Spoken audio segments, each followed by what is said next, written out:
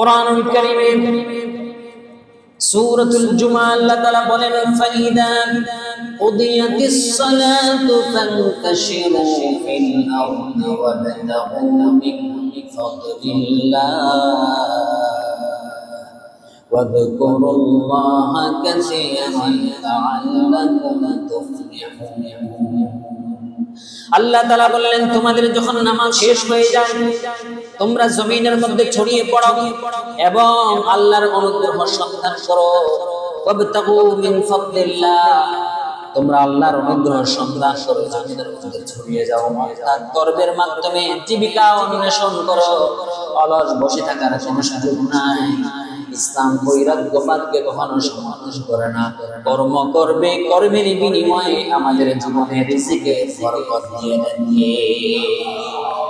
এই জন্য বিশ্বনবী সাল্লাল্লাহু আলাইহি ওয়াসাল্লাম শ্রমের মর্যাদা বোঝাতে গিয়ে তিনি বলেন মা আকুলু আহাদুন তাআমান কাত্তুন খায়রান মিন আইয়াকুলা মিন আমালিন ইয়াদাইহি। আল্লাহর নবী সাল্লাল্লাহু আলাইহি ওয়াসাল্লাম বলেন পৃথিবীতে সবচেয়ে সম্মানজনক রিজিক হচ্ছে নিজের কর্মের মাধ্যমে যে রিজিক অর্জন হয়। সুবহানাল্লাহ। খেটে খাও, চাঁদাবাজি করো না, চাটাচাটি করো না, নিজের কর্মের মাধ্যমে তোমার জীবিকা নির্বাহ করো, এটাই সবচেয়ে সম্মান। সারাদিন পরিশ্রম করার পর দিন শেষে যখন একজন শ্রমিক বাড়িতে তার বাজার ঘাট নিয়ে বাড়িতে ফিরে আসে, সারাদিনের কষ্টগুলো তার সব দূর হয়ে যায়।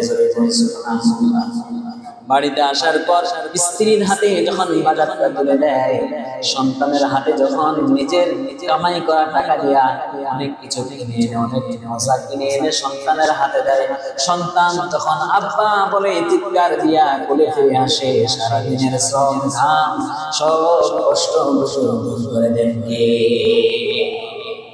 এই জন্য শ্রমের মর্যাদা দিয়েছে ইসলাম।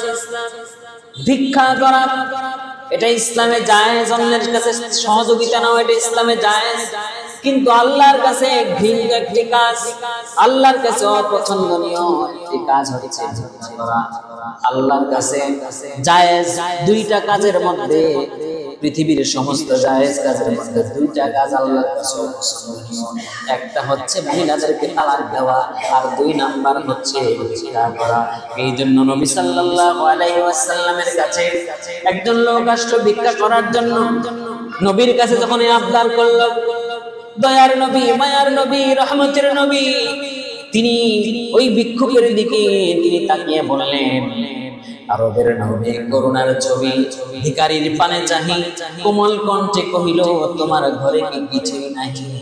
ও ভিখারি, তুমি ভিক্ষা করতে আসছো ভালো কথা, কিন্তু তোমার ঘরে কি কিছুই নাই সেটা আমার কাছে নিয়ে আসো। সুবহানাল্লাহ।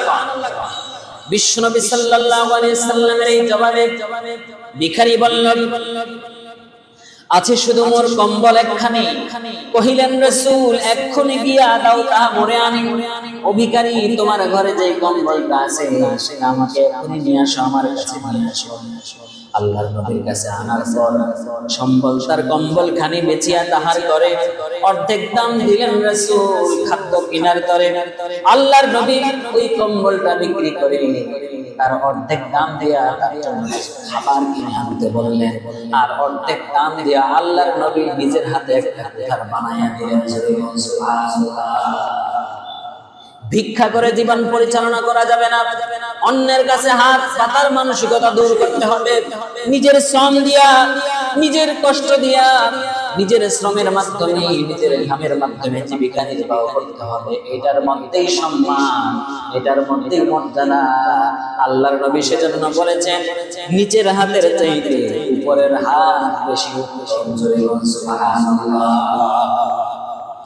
আল্লাহর নবী সাল্লাল্লাহু আলাইহি সাল্লাম ওই টাকা দিয়া, বাকি অর্ধেক টাকা দিয়া একটা কুঠার কিনলেন। নিজের হাতে তিনি এটার হাতল লাগিয়ে দিলেন। মায়া ভরা, দরদ ভরা কণ্ঠে তিনি এবার তার হাতে দিয়া বললেন, যাও কাঠ কেটে খাও, দেখো খোদা করে কি যে সেদিন হতে শ্রম সাধনায় ঢালিলেন ভিখারির প্রাণ। বনের কাষ্ঠ বাজারে বেচিয়া দিন করে গুজরান। অভাব তাহার রইল না আর হইল সে সুখী ভাবে। নবীর শিক্ষা করো না ভিক্ষা, মেহনত করো সবে। সুবহানাল্লাহ। আল্লাহর নবী বললেন, তুমি বাজার থেকে কাঠ কেটে আনো, এরপরে সেটা বাজারে বিক্রি করো, এর মাধ্যমে তোমার জীবিকা নির্বাহ করো। দেখো আল্লাহর বান্দায় বরকত দেয় কিনা।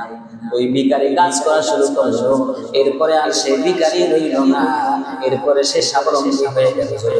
সুবহানাল্লাহ। রিজিকের সন্ধানে শ্রম দেওয়া, কষ্ট করা, নিজের ঘাম ঝরানো, এটার মধ্যে মজাই আলাদা, এটার মধ্যে একটা আলাদা স্বাদ রয়েছে, নিজের মনে একটা তৃপ্তি রয়েছে। এজন্য নিজের হাতের চাইতে উপরের হাত বেশি উত্তম। জোরে বলুন না সুবহানাল্লাহ। শ্রমের মর্যাদা ইসলাম এভাবে দিয়েছে। আপনি কষ্ট করে খান, আপনি যে রিকশার প্যাডেল ঘোরাচ্ছেন, আপনার প্রত্যেকটা প্যাডেলের ঘোরানোর মধ্যে আল্লাহ তাআলা নেকি লিখে রেখেছেন। জোরে বলুন সুবহানাল্লাহ। ওর মধ্যে সওয়াব রয়েছে। আপনার শরীর থেকে ফোঁটা ফোঁটা ঘাম ঝরছে, আপনি অনেক কষ্ট করছেন, আপনার দিন চলে না, আপনার শরীরে অনেক শ্রম যাচ্ছে, আপনার প্রত্যেকটা ঘামের ফোঁটায় ইসলাম সওয়াব লিখে দিয়েছে। জোরে বলুন সুবহানাল্লাহ। প্রিয় ভাইরা আমার, এই শ্রমের মর্যাদা ইসলাম যেরকম দিয়েছে, আমাদের সমাজ, আমাদের রাষ্ট্র সেভাবে দিতে পারেনি। যুগে যুগে যত নবী রাসূল ছিলেন, তারা কিন্তু শ্রমিক ছিলেন, তারা কখনোই মানুষের উপর নির্ভরশীল হতেন না। বিশ্বনবী সাল্লাল্লাহু আলাইহি ওয়াসাল্লাম বলেছেন, আতুল আজির আজরাহু ক্বাবলা আন ইয়াদফা ইরকুহু। শ্রমিকের ঘাম শুকানোর আগেই তার শ্রম দিয়ে দাও, তার শ্রমের মূল্য তাকে দিয়ে দাও। সে যে শ্রম দিল, শ্রমের যদি মূল্য তুমি না দাও, তাহলে তার জীবিকা নির্বাহ করা কষ্ট হয়ে যায়, পরিবার পরিজন নিয়ে চলতে কষ্ট হয়ে যায়। ইসলাম বলেছে, আপনি কাউকে দিয়ে যদি শ্রমের কাজ করিয়ে থাকেন, তাহলে সাথে সাথে তার মূল্য তাকে দিয়ে দিন। সুবহানাল্লাহ। আল্লাহ রাব্বুল আলামিন সেজন্য কোরআনুল কারীমের মধ্যে কয়েকজন নবীর ঘটনাতে উল্লেখ করেছেন, নবীরা কষ্ট করে তারা তাদের জীবনকে পরিচালনা করেছে। কেউ যদি শ্রমিকের মর্যাদা না দেয়, শ্রমিকের শ্রম তার কাছ থেকে আদায় করে নেয়, কিন্তু তাকে যথাযথ মূল্যায়ন না করে, আল্লাহর নবী বলেন, ওয়ারাজুলুন মুস্তাজারা আজরা ফাস্তাওফা মিনহু ওয়া লাম ইয়াতিহি আজরুহু। কিয়ামতের দিন আল্লাহ তাআলা তিন ব্যক্তির বিরুদ্ধে অভিযোগ দায়ের করা হবে, মামলা করা হবে। তাদের মধ্যে একজন হলো যে শ্রমিকের কাছ থেকে তার শ্রম আদায় করে নিয়েছে, কিন্তু তার শ্রমের মূল্য তাকে দেয়নি। এর জন্য আল্লাহর কাছে ওই ব্যক্তি মামলা করে বসবে। আবার শ্রমিক যেরকম যথাযথ অধিকার পেয়ে যাবে, শ্রমিকের কাজ হবে, মালিক যে কাজ তাকে দিয়েছে পূর্ণ আমানতদারিতার সাথে সেজন্য সেই কাজ করে নেয়। আল্লাহর নবী সাল্লাল্লাহু আলাইহি সাল্লাম তিনি বলেছেন, ইন্নাল্লাহ তাআলা ইউহিব্বু মিনাল আমিলি ইযা আমিলা আইয়াহসিনা। আল্লাহ ওই শ্রমিককে ভালোবাসে যে সুন্দরভাবে তার কাজ সম্পাদন করে দেয়। মুসা আলাইহিস সালামের ঘটনা আপনারা অনেকে শুনেছেন, সূরা কাসাসের মধ্যে আল্লাহ তাআলা এই ঘটনা উল্লেখ করেছেন। মুসা আলাইহিস সালাম একবার এক লোককে হত্যা করলো। তিনি দেখতে পেলেন দুইজন লোক ঝগড়া করছে, একজন মুসা আলাইহিস সালামের গোত্রের লোক, আরেকজন শত্রু বাহিনীর গোত্রের লোক ঝগড়া করছে। মুসার গোত্রের লোক আহ্বান করলো, ও মুসা, আল্লাহর পয়গম্বর, আমাকে সাহায্য করো, ও আমাকে অনেক বেশি কষ্ট দিচ্ছে। মুসা আলাইহিস সালাম শত্রু বাহিনীর ওই লোকের একটা থাপ্পড় মারলেন, এক থাপ্পড়ে ওই লোক শেষ হয়ে গেল। মুসা আলাইহিস সালামের গায়ের শক্তি অনেক বেশি ছিল। মুসা আলাইহিস সালাম এই কাজ করার সাথে সাথে তিনি ইস্তিগফার করলেন, এই কাজটা আমার মোটেও করা ঠিক হয়নি, নিশ্চিতভাবে শয়তান আমাকে ধোঁকা দিয়েছে। আশ্রয় ছিলেন আল্লাহর কাছে। পরে এইভাবে করে শ্রম এবং শ্রমের মর্যাদা, ঘামের মর্যাদা ইসলাম দিয়েছে। সুতরাং প্রিয় ভাইরা আমার, আমাদেরকে ইসলাম যে শিক্ষাটা দিল, শ্রমিকের যথাযথ মর্যাদা, শ্রমের মর্যাদা দিয়ে দিবেন। আপনার বাড়ির কাজ করিয়েছেন, আপনি বাড়ির ভাড়া নিচ্ছেন 2 মাস, 3 মাস, 5 মাস, 6 মাস যাবত, আপনি আপনার মিস্ত্রি তার ঘামের টাকা এখনো দেন নাই, আপনি আল্লাহর কাছে কি জবাবদিহি করবেন? আপনার সবকিছু হয়, আপনি বাড়ির ভাড়া খাচ্ছেন, কিন্তু আপনার লোক আপনার কাজ করে চলে গিয়েছে, আপনি তার টাকা এখনো দিলেন না। এটা ঠিক নয়, ঠিক নয়। আপনি আপনার যথাযথ সময় তার মর্যাদা তাকে দিয়ে দেন, এটা তার সম্মানজনক রিজিক, এবং এই সম্মানটা তাকে দিয়েছে কে?